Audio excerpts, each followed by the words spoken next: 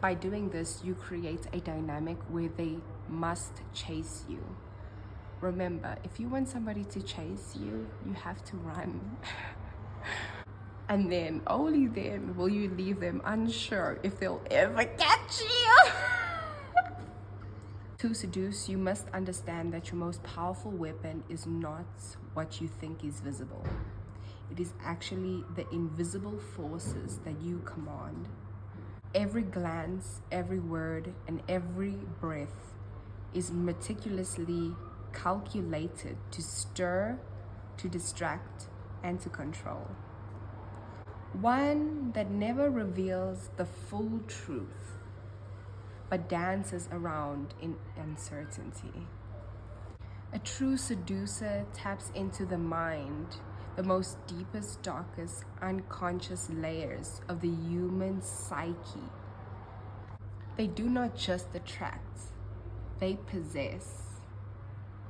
If you want this type of power, you need to understand the power of perception and how much you need to start controlling how others perceive you and how you start to perceive yourself. You need to play on what others want in their own lives, but they can't yet articulate it. You need to be the one to think of it for them. People only crave what is out of reach regarding every single thing. The people you surround yourself with, the food you eat, it looks better than it tastes. You create a blank enough canvas for the other person to project their own desires onto, their own wishes, their own dreams of the world.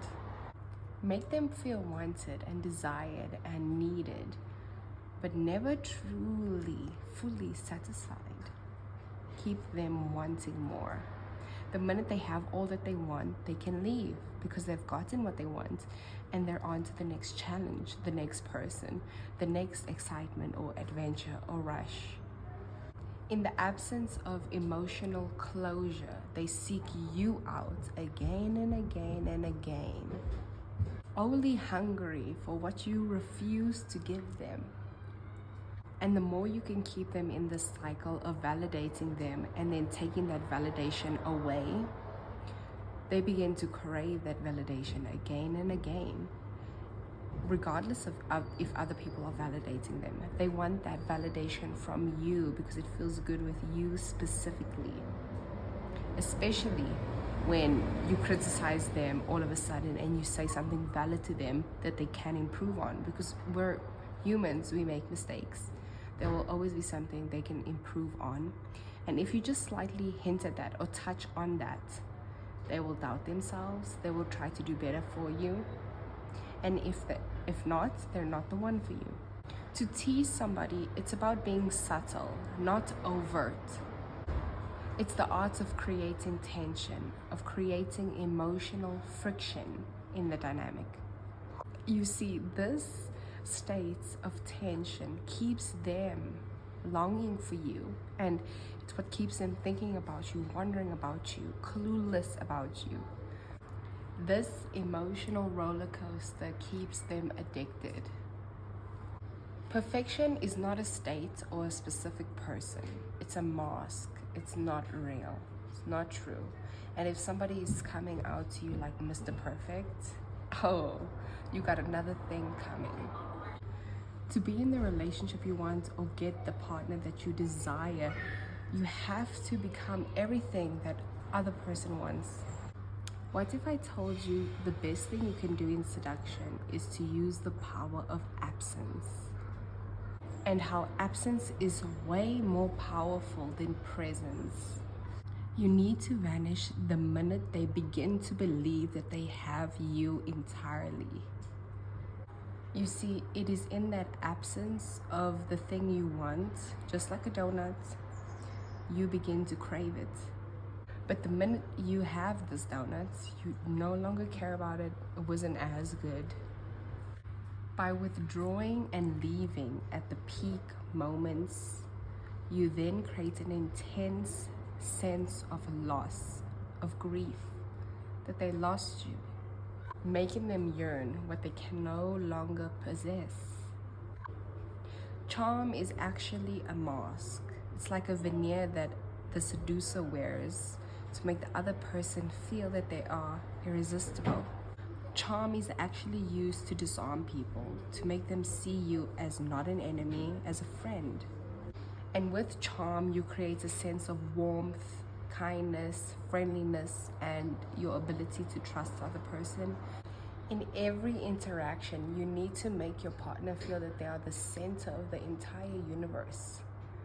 Your energy should be so drawn to them that they cannot look away, even if they wanted to. A true seducer does not allow the other person to lead the conversation, but subtly influences everything that they do. You dictate the rhythm, the tempo, the speed, what happens and what does not happen within the dynamic. You need to influence your own partner's decisions in the slightest. A look, a glance, a stare. They need to be able to think what you want most. They will follow you in attempts to make you happy when you pull out these psychological triggers. Like you move your hand, you say you want to go, you look at them like this is enough, I want to go home. These are all cues you need to start implementing in your life to influence their next decision. Neediness is the quickest way to repel somebody because, like I said, people want what they cannot have. So if you're needy for them, they're wondering, why do you need me? I'm not anything special. They know that about themselves, making you seem like the less person, the less valuable person. And this is all happening subconsciously because you might say, oh, I want a partner who's super needy and who wants me and craves me to be around him the entire time and who does this stuff for me and whatever. But when you have it, you begin to neglect it. You must never appear to need the other person, but simultaneously appear that they need you. We are all just mirrors reflecting ourselves back to one another because you can only see what your mind allows you to see, who you are in essence. Mirroring the other person is an ancient tactic used, like mirroring their words, their gestures, their body language, what they want. To mirror somebody is to evoke a deep connection. I mean, people are naturally drawn to themselves. They want to resonate with you. They want to understand you, to connect with you. And the more you can be like them, the more they like you. We're such narcissists.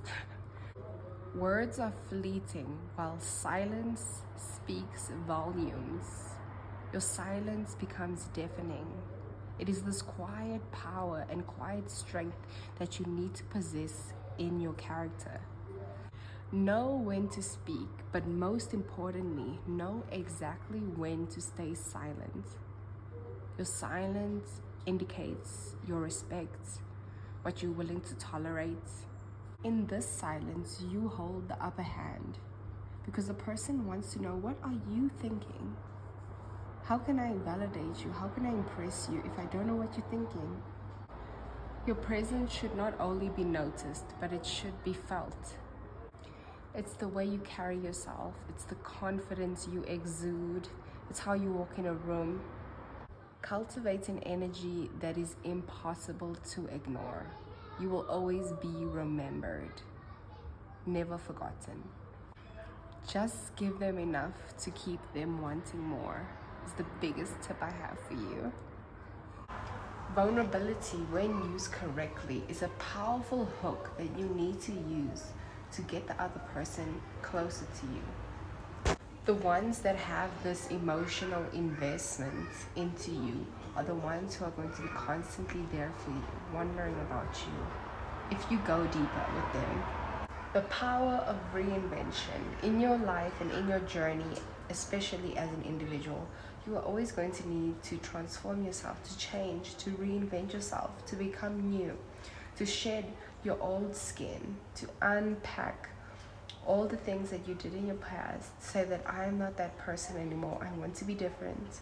I want to be new and start new, start afresh. It is you who makes that decision.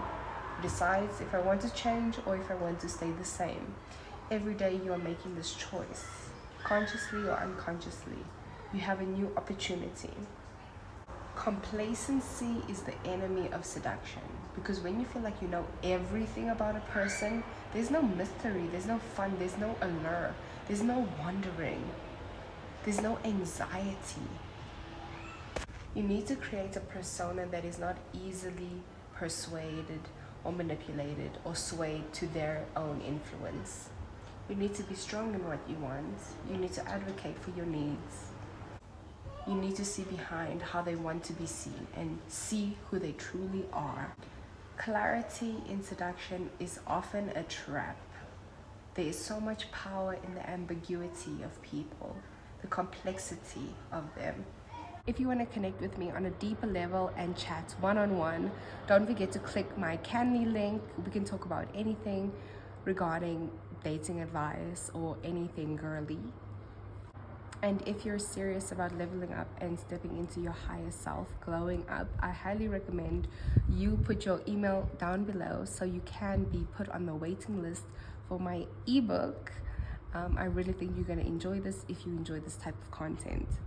If I mentioned any type of products in this video or book recommendations or movies, you can check my Amazon link down below if you do want to get yourself a copy of anything. And most importantly, don't forget to comment this kiss emoji so I know that you are part of this community of ladies. And thank you so much. It takes so much work for me to make these YouTube videos, so I would love it if you just comment, subscribe.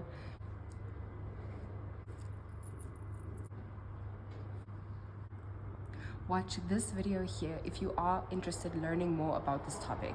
Thank you so much. Bye.